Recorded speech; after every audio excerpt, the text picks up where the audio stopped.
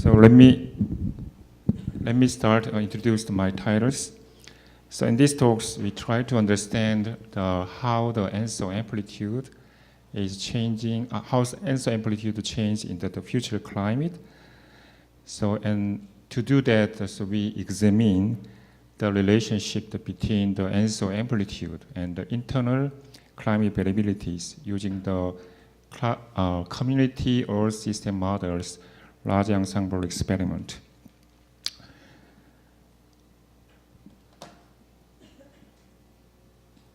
So this is the introduction slide showing the why we pay attention to the ENSO.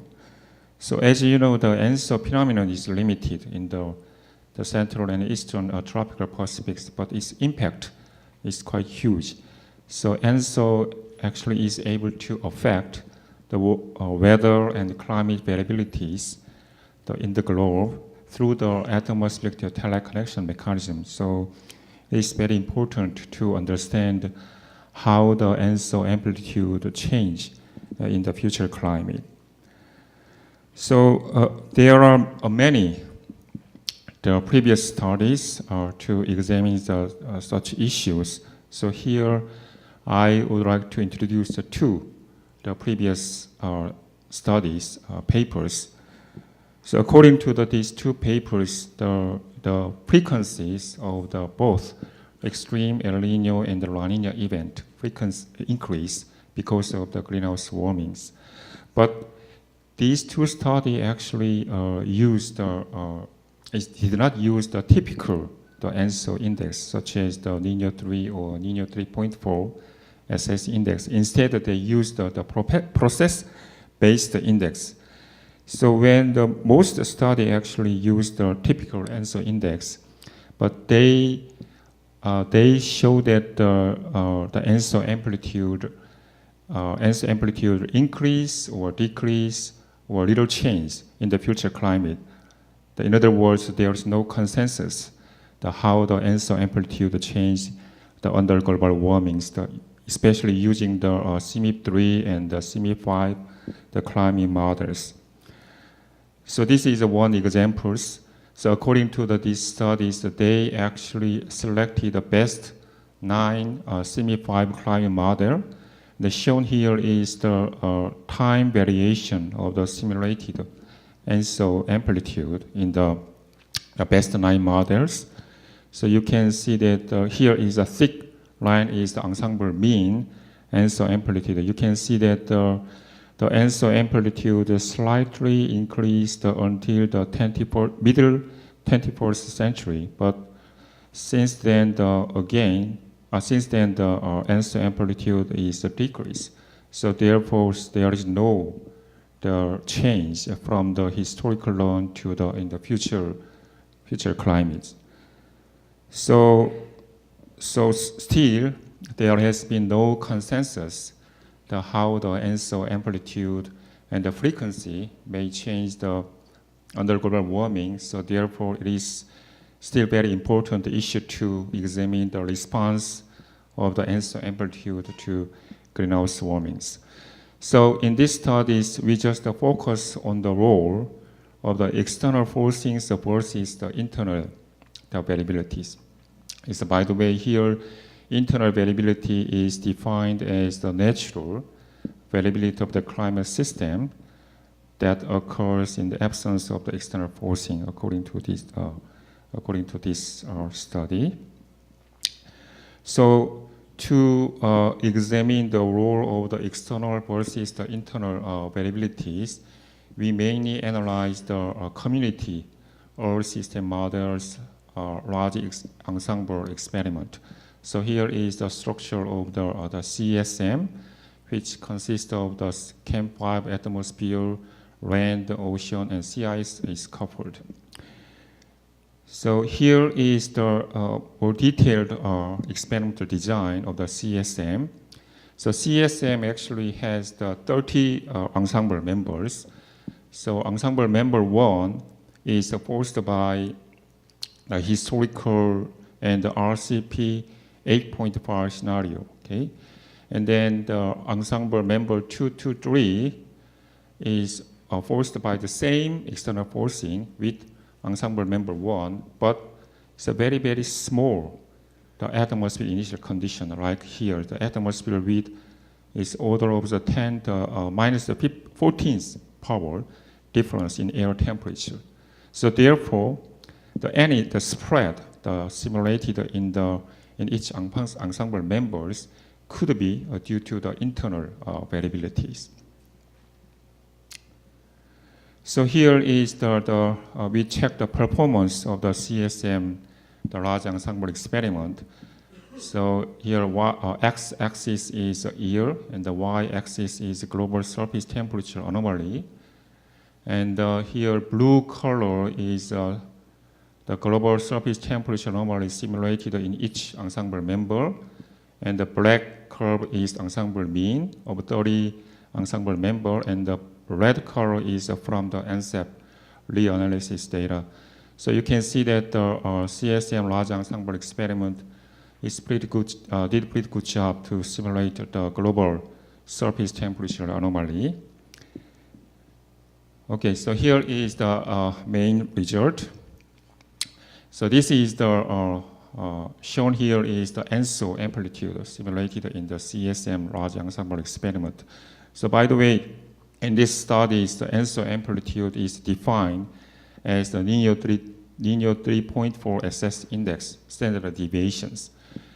So here the green color indicate a 50-year running mean of ENSO amplitude simulated in each ensemble member, and the black is the ensemble mean, and the red is from the observations.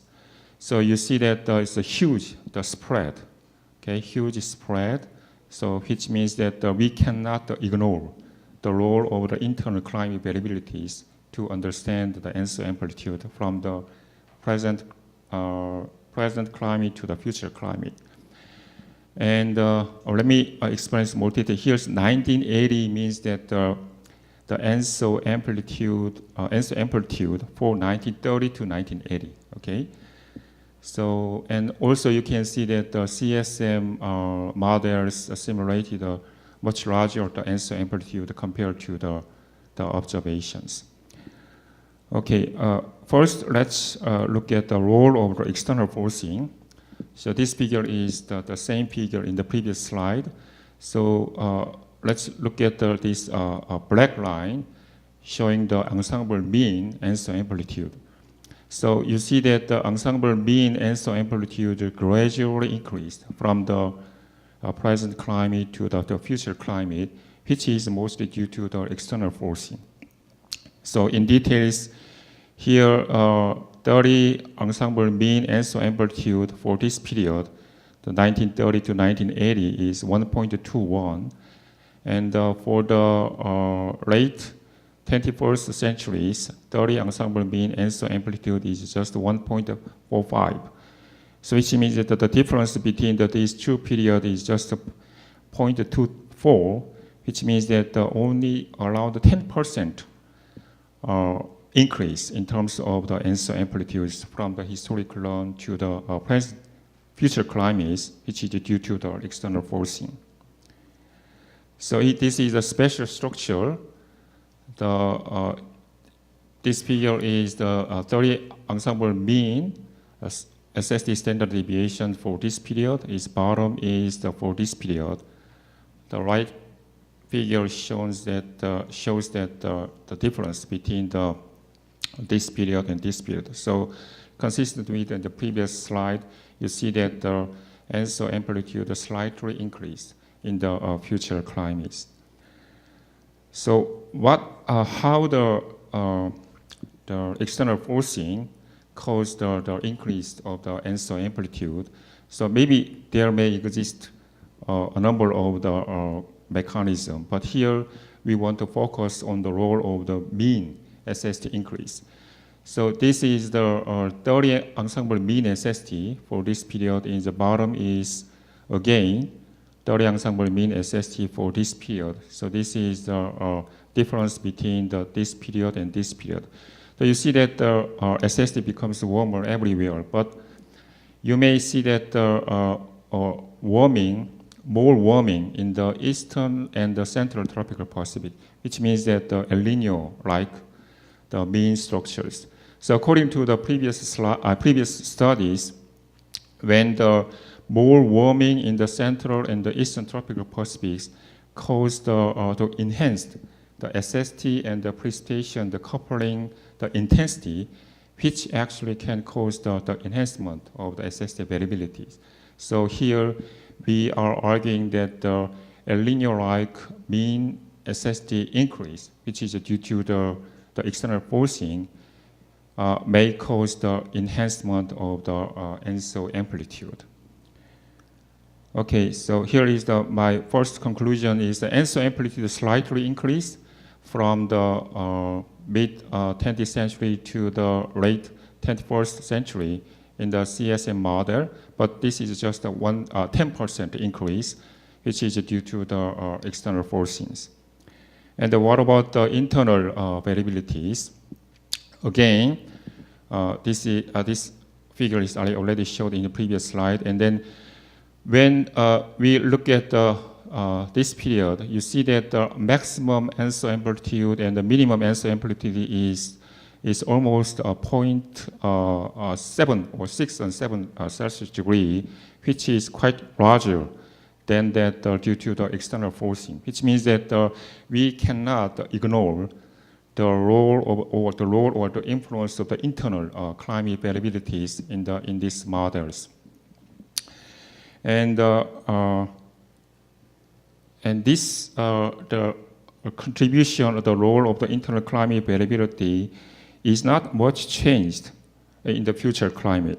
So when you look at for the late 21st century, I mean this period, you see that again the maximum ENSO amplitude, the difference between the maximum ENSO amplitude is the minimum ENSO amplitude, which is due to the internal variability in this model, is also around 0.6.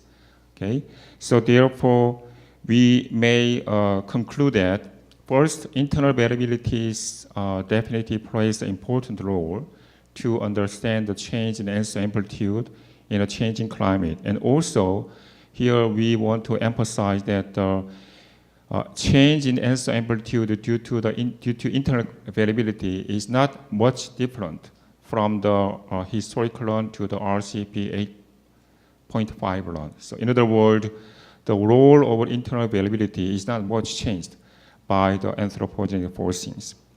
So to examine the details, we separate two groups.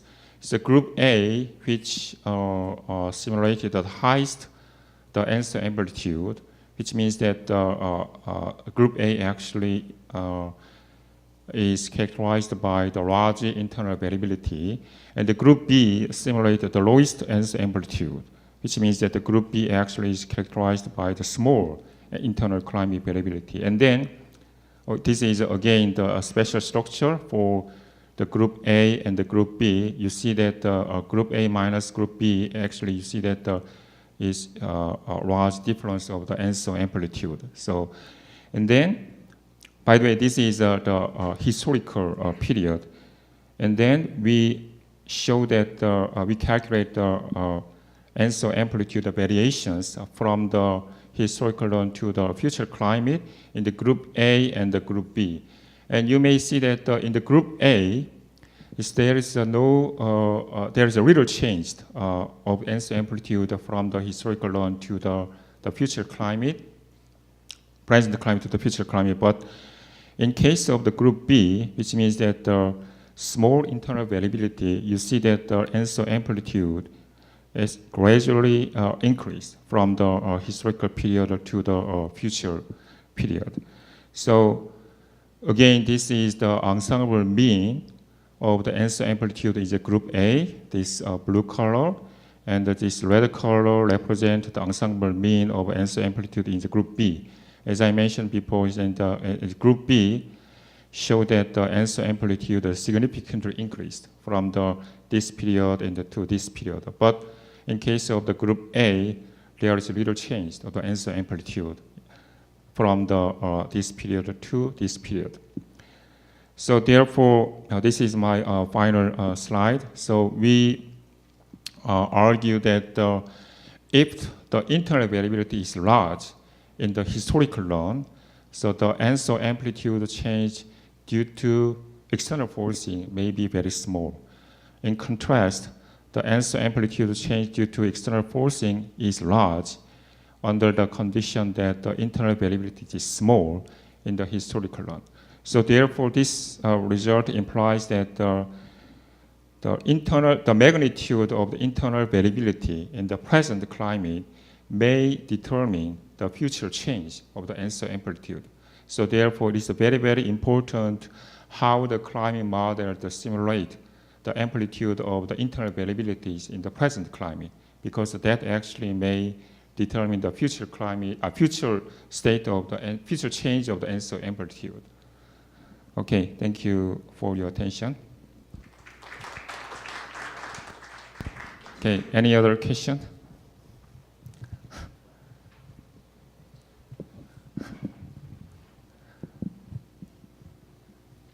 Is there any difference between Group A and Group B in model configuration? Say again? Is there any difference between Group A and Group B in model configuration? No, not at all.